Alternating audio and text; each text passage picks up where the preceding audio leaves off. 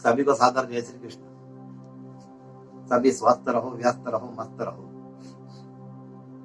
कार्तिक मास परम पवित्र मास।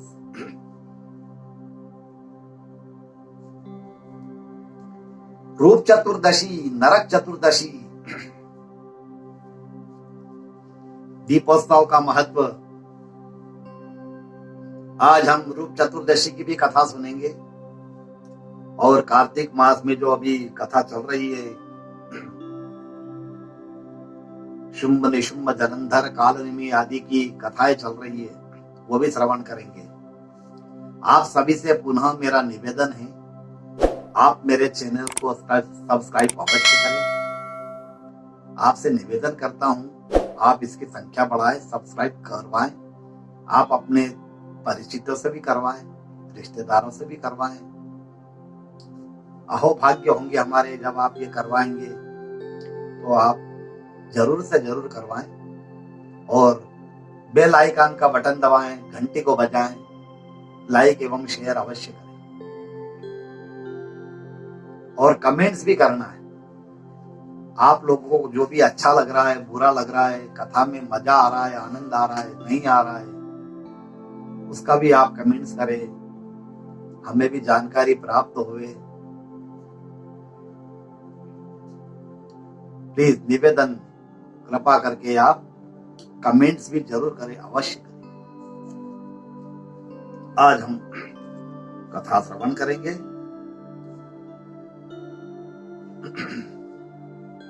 कल हमने कथा श्रवण करी थी कि युद्ध हो रहा था और कैलाश पर्वत को घेर लिया, देवता सब त्राही त्राही करने लगे, शुक्राचार्य जी भी दैत्यों को जीवित करने लगे। तब भगवान महादेव ने सभी दिशाएं, महादेव जैसे ही क्रोध आया, सभी दिशाएं प्रज्वलित होने लगी, सभी दिशाएं में रोशनी होने लगी। उसके आगे की कथा फिर आज हम सुनेंगे।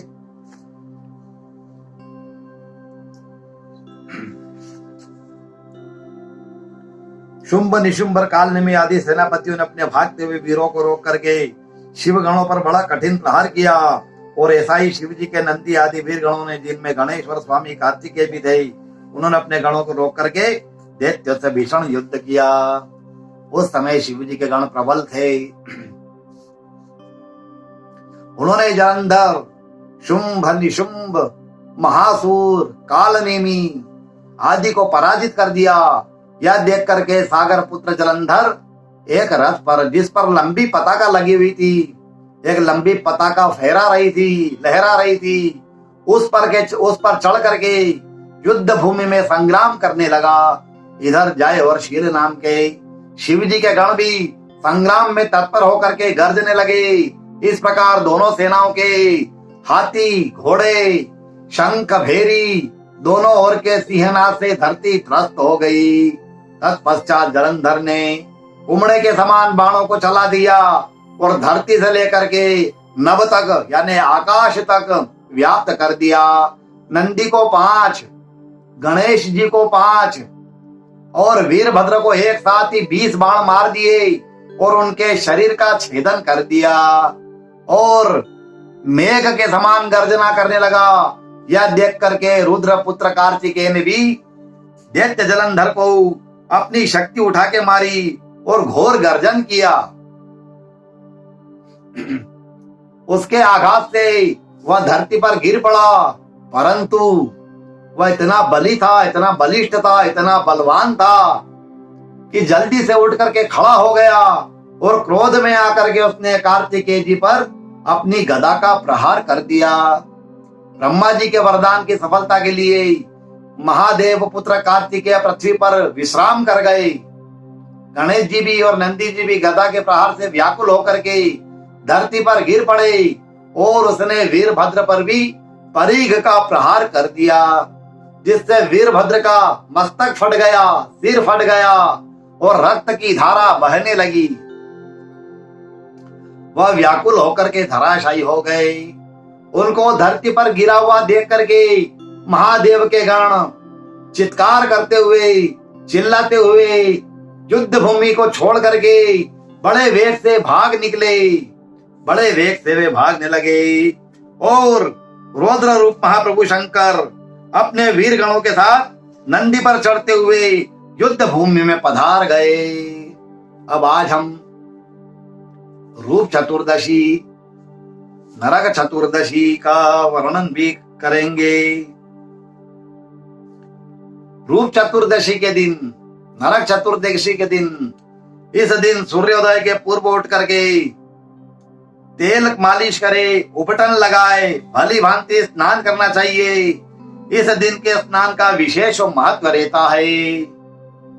ये जो लोग इस दिन सूर्योदय से पूर्व उठ करके स्नान नहीं करते हैं,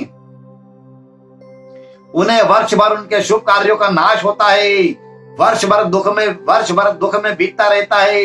वे मलिन रहते हैं, दरिद्री रहते हैं। इसलिए ये 5 दिवस जो होते हैं, धनतेरस, रूप चतुर्दशी, दीपावली, प्रतिपदा, भाई दूज, ये 5 दिन जो व्यक्ति सूर्योदय के बाद उठते हैं, वो भी कम से कम 5 दिन हमारे बड़े बुजुर्ग, हमारे घर के जो बड़े बुजुर्ग है, हमारे जो आराध्य है, वे हमें जल्दी उठने की प्रेरणा देते हैं कि कम से कम इस दिन तो आप जल्दी उठ जाएं, सूर्योदय के पहले उठ जाना चाहिए, स्नान कर लेना चाहिए, तेल अभ्यंग कर लेना चाहिए, यानी मसाज कर लेना चाहिए। जो भी आप उपटन लगावे उसका स्नान करे, बढ़िया आनंद से स्नान करे और 5 दिवस 5 दिन का आनंद महोत्सव करे। यह कार्तिक के मास में आनंददायक होता है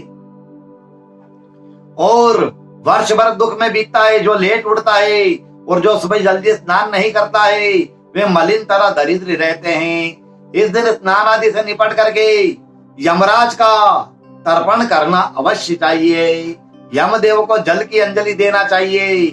यह आपको कोई भी नहीं बता रहा है, लेकिन आपको मैं बता रहा हूँ कि पितरों का पूजन अवश्य करना चाहिए। 365 दिन ही करे तो बड़ी अति उत्तम की बात है। बाकी अगर नहीं कर पाए, समय का अभाव हो, तो ये 5 दिवस कार्तिक मास में, माघ मास में, वैशाख मास में, श्रावण मास में, इसमें अवश्य करना चाहिए। और इस दिन स्नान आदि से निपट करके तर्पण करे, यमराज का तर्पण अवश्य करे। और इस दिन संध्या के समय दीपक भी जलाए जाते हैं, दीपक भी लगाएं। दीपक जलाने की विधि त्रयोदशी से अमावस्या तक रहती है। त्रयोदशी के दिन यमराज के लिए एक दीपक जलाया जाता है और अमावस्या को बड़ी दीपावली का पूजन होता है। इन तीनों दिनों में दीपक जलाने का कारण बताया जाता है कि इन दिनों भगवान वामन ने राजा बलि की पृथ्वी को नापा था। मैंने आपको ये पहले भी बता चुका हूं कि इस दिनों में भगवान वामन ने राजा बलि की पृथ्वी को नापा था। भगवान वामन ने 3 भागों में संपूर्ण पृथ्वी तथा बलि के शरीर को भी नाप लिया था। इसलिए त्रयोदशी, चतुर्दशी तथा अमावस्या को लोग यमराज के लिए दीपक जला करके लक्ष्मी सहित पूजन करते हैं, दीपावली मनाते हैं, जिन्हें उनको यम की यातना ना सहनी पड़े और लक्ष्मी जी सदा उनके साथ रहे और सर्वत्र उनकी सर्वदा विजय होती रहे। और आपसे फिर निवेदन करूंगा, धनतेरस से दीपावली तक आप खुले में दीपक लगाएं। आपके मकान की छत में, वृक्ष के नीचे, पीपल हो, बरगद हो, आंवला हो, तुलसी हो, बेलपत्र हो, इन वृक्षों के नीचे भी दीपक लगाए। मंदिर में भी दीपक लगाए। जहाँ आपके आसपास घर के कोई मंदिर हो, श्मशान हो तो श्मशान की भूमि में दीपक लगाए। नदी, सरोवर, तालाब हो, वहां दीपक लगाए। कोई सूनी जगह हो, वहां दीपक लगाएं। अगर नदी, सरोवर, तालाब नहीं है तो अपने घर के पानी के स्थान पर लगाएं। जहाँ आपका बोरिंग हो, जहाँ आपका नल हो, जहाँ पानी का स्रोत हो, वहां भी जरूर दीपक लगाएं। और आपके परेंडे पर भी दीपक लगाएं, जल का स्थान वो भी होता है। और जहां भी आप चाहे वहां दीपक लगाएं और आनंद से उत्सव मनाएं। और आपसे फिर पुनः मैं निवेदन करूंगा, मेरे चैनल को सब्सक्राइब अवश्य करें, बेल आइकन, घंटी का बटन अवश्य दबाएं, लाइक एवं शेयर अवश्य करें। और सबसे बड़ी बात, विनम्रता के साथ कहता हूं, लाइक अवश्य करें। आपको अच्छा लगता है तो भी लाइक करें, अवश्य करें। नहीं अच्छा लगता है तो हमें बताएं कि भैया अच्छा नहीं लग रहा है। जो भी सूचना मिलेगी उस पे हम विशेष ध्यान देंगे। सभी से विनम्र निवेदन है। और मेरी वाणी को यही विराम देते हुए आप सभी के लिए मैं प्रार्थना करता हूँ कि आप सभी स्वस्थ रहो, व्यस्त रहो, मस्त रहो। सभी को सादर जय श्री कृष्ण, सभी को सादर जय श्री कृष्ण, जय श्री कृष्ण।